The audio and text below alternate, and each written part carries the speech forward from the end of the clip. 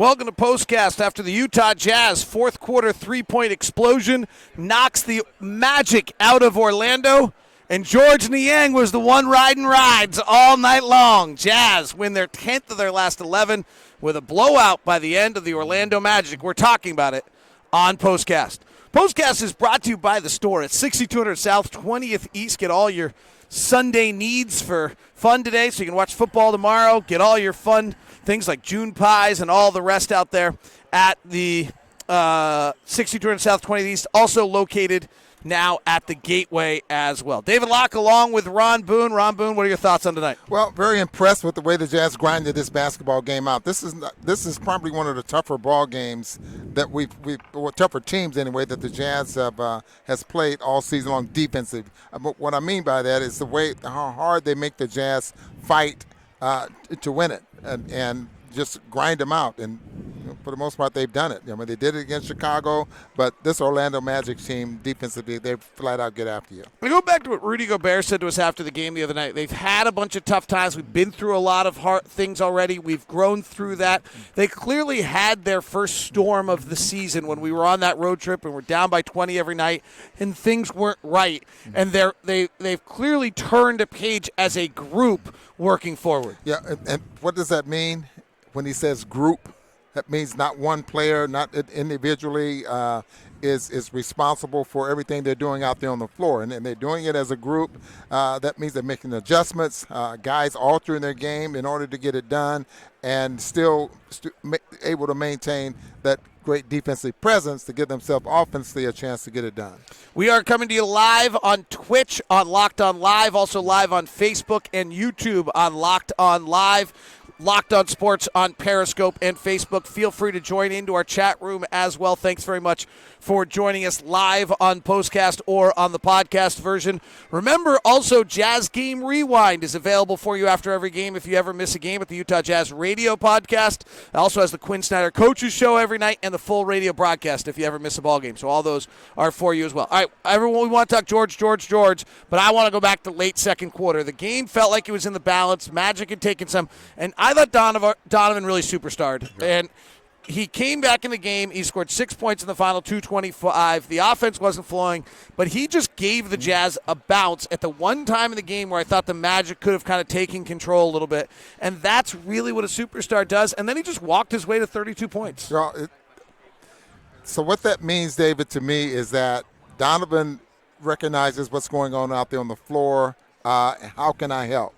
And how important is it for any team, and the Jazz did it tonight, is to close out quarters. So he closed out that half with 6 or 7 points in closing it, and gave themselves a chance to go into the third quarter with a chance to win the basketball game. The Jazz made a decision to release Jeff Green because they thought George Niang could play the power forward on this team. What did they possibly see, and why is it working? I'm still wondering that. I know that he's deadly from the three-point line. But as Gordon Chiesa was just saying, I mean, he's not quick of foot.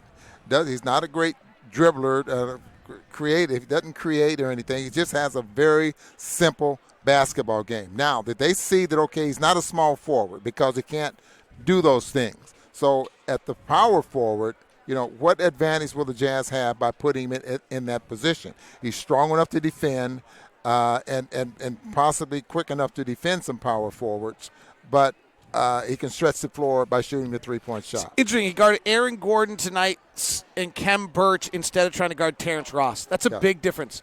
And the other thing is, if you think about our offense, and I hadn't really thought about this till someone pointed it out to me, and that is our fours get a lot of shots.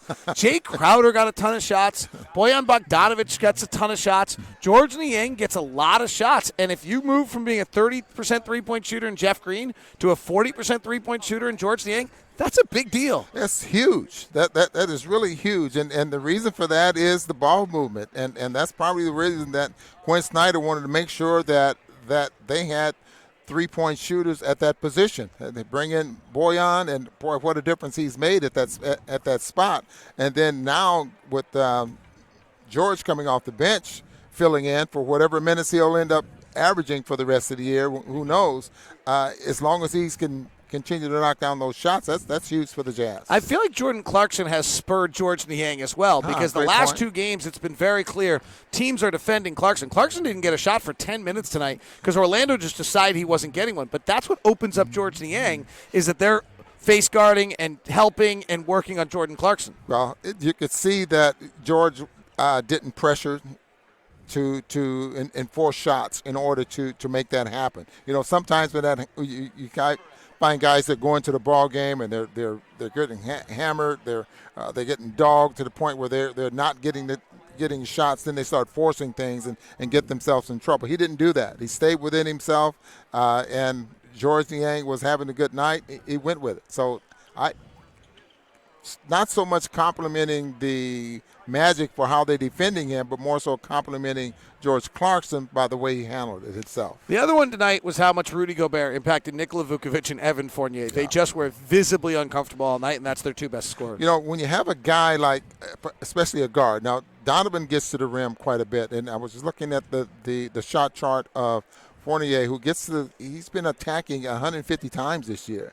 And his percentage of finishing there is awfully high. And so with Rudy there, he didn't get that. So that has to frustrate him a little bit to the point where he figures, okay, I can't get to the rim because of Rudy, so now I have to try to hit the mid-range shot, force maybe some threes, but they took all of that away. So Rudy's presence, whoever the Jazz are playing, is huge. Got amazing numbers here again tonight. Thank you guys so much. It blows me away. I can see the numbers coming in, and the listening numbers. You're amazing listening on Locked On Live as well as on Locked On Sports. Thank you so much for yours. All right, let's go to some of the questions. There's a lot of Mike Conley return questions. Let's do that at a talk show or a podcast or something if this is more about the game. There's also a lot of Emmanuel Mudiay playing well and what he's doing for this group. What are you seeing out of Mudiay? Well, we've watched him make this change, and we want to go back as far as 4 weeks maybe. It's been, something like that, where he's made this drastic change in his game on how he's approaching it. His shots now are not forced. His assists has gone up. His floor game is much, much better. I'm sure there was a conversation with the coaching staff on how they needed him to play, not the way they wanted him to play. More so, we need you to play in order for this team to be successful, in order for you to help the bench and make this team better a certain way. He's responded very, very well. Jazz have gone, a bunch of people pointing out plus minus. Jazz have gone like minus 13, minus 12, minus 15 on the bench on a nightly basis. Jeff Green, over half his games, was minus 8 or more to positive. Every player was positive tonight. Now, that's a sign of what? Just flat out textbook or chalkboard basketball. In other words, the game plan, everyone filling in, getting the job and doing their job, and then, things work out for the best when things like that happen. Cammie Weaver says George springs the ball up, George passes to George, he passes to George for a slam dunk. That's awesome. Since there's two of them, huh? Yeah, that's right, because there's a lot of Georges. All right, well, the Jazz win it tonight. There's a lot of negative questions in here out of this group. Guys, what do you think of Bradley's defense tonight, says Eric? He's getting better. He's not the best defensive player. He's not the quick of foot, but positioning and is going to be very important for him because he's not a shot blocker. So he's got to. I think he needs to work on his footwork in order to defend, but he still is long enough where he rebounds. How many rebounds did he have in a short period of time tonight? 5, I think. He had 5 or 6 rebounds. 6 rebounds, 5 points. Yeah, so that's good for a guy who's going to come off the bench and give Rudy a rest. Okay, all your Mike Conley questions, I do think they're legitimate. All your Ed Davis questions, I think, are legitimate. I just don't think the timing's right for them. We'll do a live edition of Locked On Jazz sometime this week. We can talk about those things for you as well. So appreciate it. Should we talk about Clarkson's defense? Says Todd Krogh. I think that he's really making a great defensive effort and trying to put the effort out, and he's interested. Dennis, you're the best. And I think he's trying, and he'll get better and better because our team does get better defensively. What are you talking about? Jordan Clarkson. Oh, Clarkson, yeah. Again, he just got here, and watching shoot around in practice sometimes, and he's being told by the teammates what to do. So that muscle memory to the point where you react because of what they need to be done out there on the floor is just not quite there yet. It takes time when you join a new team. Donovan Mitchell was fabulous tonight. 14 of 21, 32 points. George Niang had 15 off the bench. Emmanuel Mudiay, 12.6 rebounds, 2 assists. Great effort across the board for the Jazz. 17 rebounds, 7 of them on the offensive end for Rudy. And Joe Ingles just smooths through another 11.4 rebound, 5 assist night. Jazz win it in Orlando, running away in the fourth quarter, hitting 8 3-pointers in the quarter, which I think is close to a franchise record. I don't have that for you, but I think it's close. Have a great night. Jazz win it. Locked on Jazz will be with you Monday. We'll be with you on the floor before the New Orleans. Actually, no, I'll do a Locked on Jazz with you Monday, and then Monday we'll also be with you live on the floor before the New Orleans Pelicans